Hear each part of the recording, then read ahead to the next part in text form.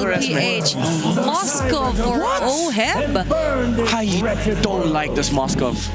I don't like this Moskov. Maybe it's all about the vantage point here for OHEB and the Matilda for JP. So it's going to be a jungler backshot here for Carl. I mean, if you ever wanted a gold lane fighter for doming, I would say Esme is very good here. Even though there's a backshot, I don't think you die against this composition if you're Esme. But so far, Doming Kite's success onto fighter gold heroes is not yet that high. Actually, never mind. They don't have a final, so they need a marksman here. Let's see. He's not hovering over any heroes at all. Very nice catcher for camera guy. Yeah. What about Natan? Natan, Bruno. Go back to the carrier Brody here. If ever. I'd say Natan. Natan's the better pick here. The 1-1 is actually open if ever. Obsidia. So it's going to be... No. Do you lock it? It is an Ixia. There's a Matilda in the game. He was actually touching the Matilda before he picked off and locked in the Ixia. Yeah. Early days, once known as Dominger or Domingar. He was with Minana Evos. That's, I think, when we started calling him Pal Doming. Yes. When he started, really rack up the farm. And Brigitte, you mentioned how you saw this on like a TikTok or something. Ixia and Eve. There's this certain combo between the Ixia and the Eve, which lets you just lock down all your opponents if you get to put or launch the real-world manipulation with the full barrage. And the full barrage at the perfect spot. So it's like geometry, like a triangle with a square or a rectangle. But what I'm thinking about is that Sanford has a vengeance. Carl TZ may be somehow affected, but he does still have the backshot shield unity. And there's a Matilda that can just yeet them out. Yeah, but there's a Guiding Wind and the Crimson Beacon. So there are just so much blink skills that for Liquid. Get you out of that box. Which is, again, something Aurora is willing to play with. Again, this is the threat we present.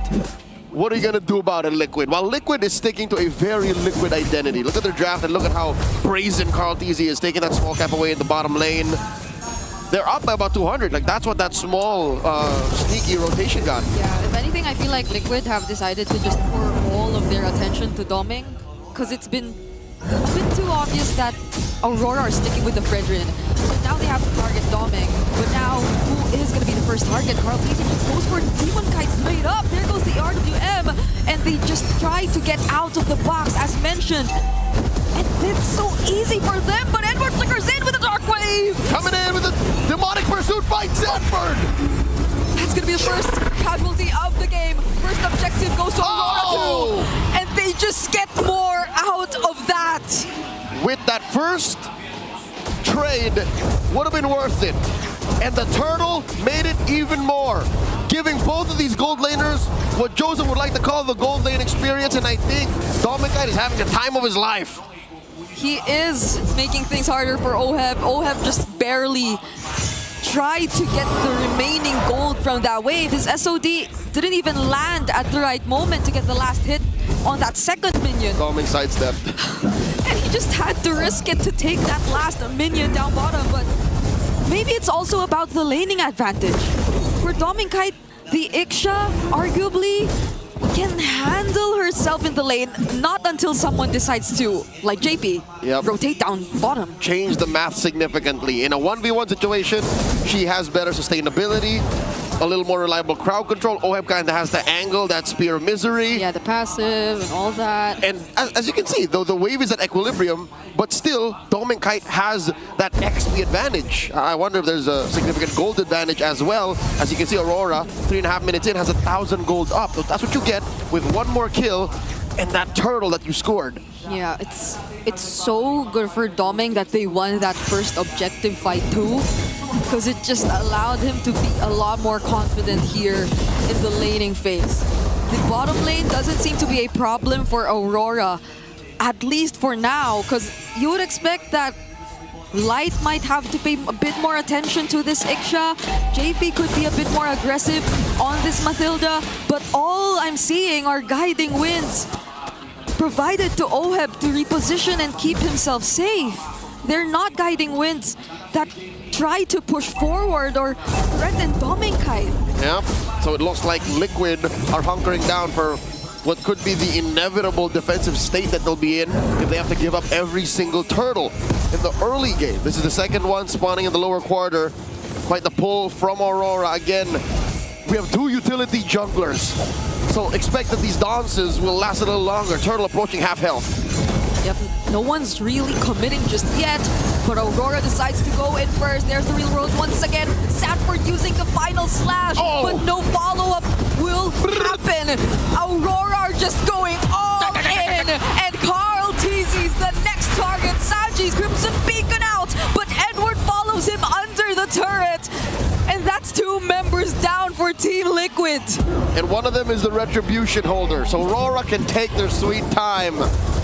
Oh my lord. You mentioned all the dashes. You mentioned how it should be easy to dodge that RWM full barrage combo, but guess what? Mr. Consistent likes it when you dash away. He gets to chase you with the Infernal Pursuit. And guess what? They're not doing the combo. They're using it at different times. Exactly. They're layering it. They're not getting their cake and eating it too. They're getting their cake and keeping it in their back pocket for a rainy day. And that rainy day is today as Aurora take mid lane. Aurora on their way to taking the bottom lane. They're up 2,000 gold. All theories are gone. Aurora have a different approach at playing this lineup.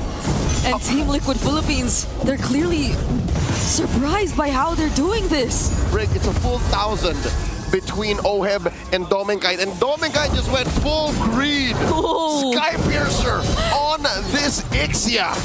Sky Piercer first even, maybe. Or was it second? Item. Okay, it's he has second. one fully built Corrosion. item. Yeah. Okay. So he's on his way to a Swift Trinity.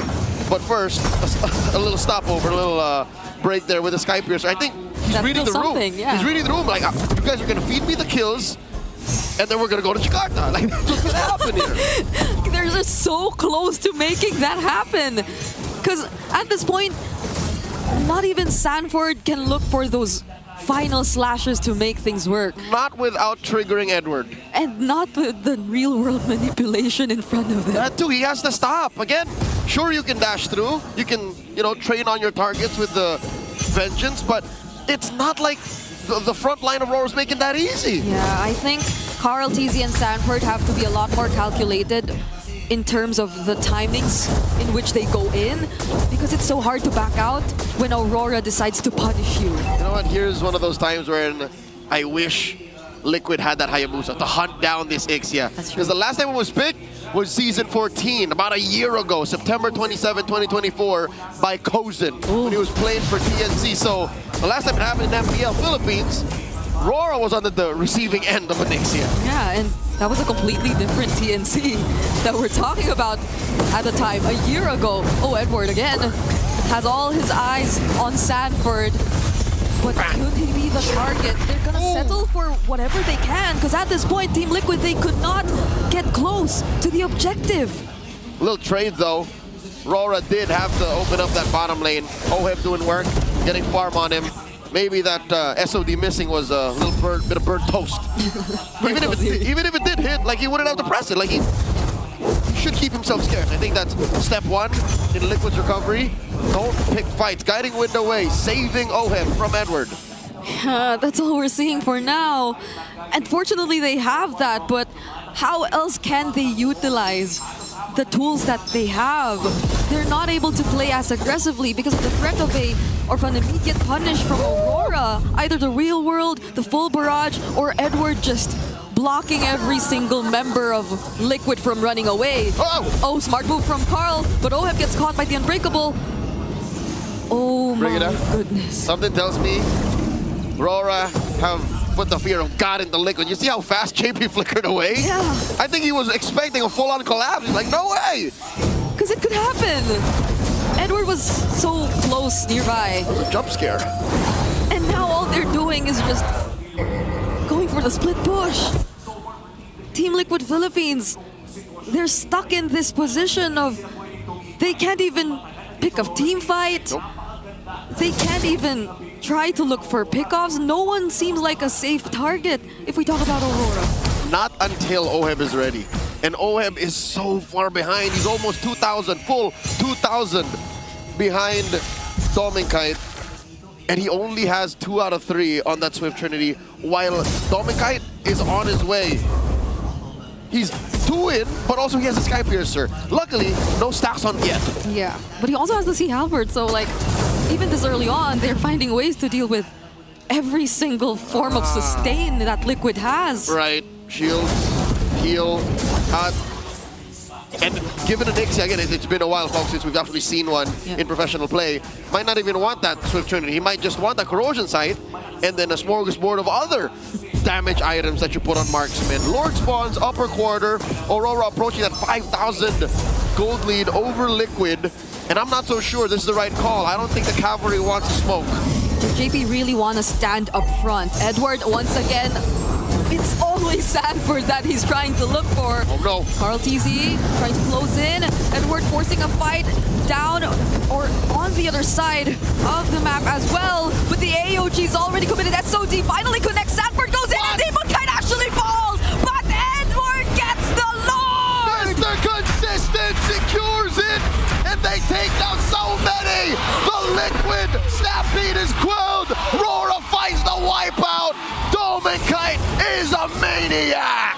A sidestep full barrage from Dominkite to take down 4 members from the Cavalry. 40 couldn't flicker, JP couldn't flicker, could have maybe saved someone with a guiding winds, but Dominkite was too damn deadly.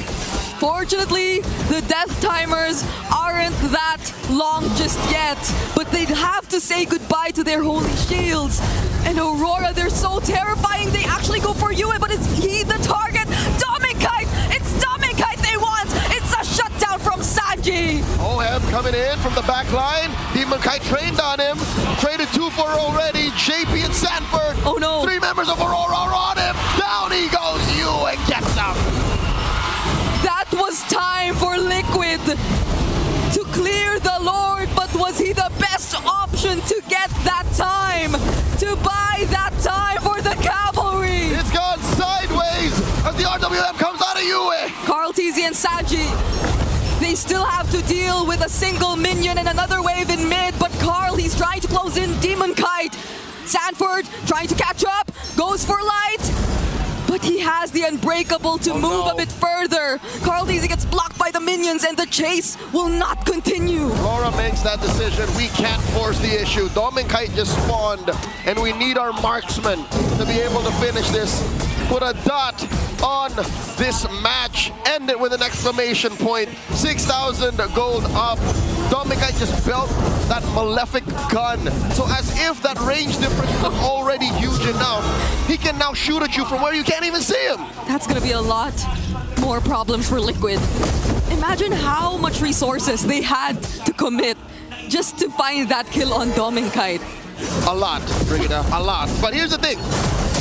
OHEB has his Swift Trinity already, and he's on his way to his Wind of Nature. So that means he'll be relatively safe from a good chunk of Edward's damage, from Dominkite for sure, from even Demonkite, but not Yue. So Yue, as you can see, is on top of damage dealt. So all these swipes, all these hard presses, if you may do that with the RWM, are making a difference. That's something that Liquid has to deal with too. And this is Yue, this Eve, has a purple buff on his hero. That's Carl's. It's not like Carl needs it. He's not a Hayabusa in this game, you know. But Liquid needs it. But they need all resources that they can, because we're still talking about a 6K gold lead in favor of Aurora. We've seen worse gold leads that feel much worse. This is a very dominant 6K gold lead, and I think they're in the right spots. Dominkite builds his final item to fill up his kit, has a Wind of Nature of his own. So in case OHEB finds him, Sanford finds him, he should be fine. Lord getting blitzed by Aurora. Oh, wait, they're actually moving away. They see majority of Liquid trying to position themselves in the Lord. What could be the call for Aurora? Deadly Dawn starting up Vital Slash. Sanford finding some targets, but they're not the best just yet. Light jumping in, Dominkite secures the Lord, Demonkite rather, and now they're going in, JP, all in, Sanford's next. They're losing members one by one, Aurora. They're going for the chase, but Liquid has to run away. The Stampede goes back. backwards. They roll out. The Lord spawns up top. RORA is inside the base. They crack through mid. Do they have enough wave clear? Can OHEB deal with this alone? Sanji, what can they do to delay the siege? Full barrage!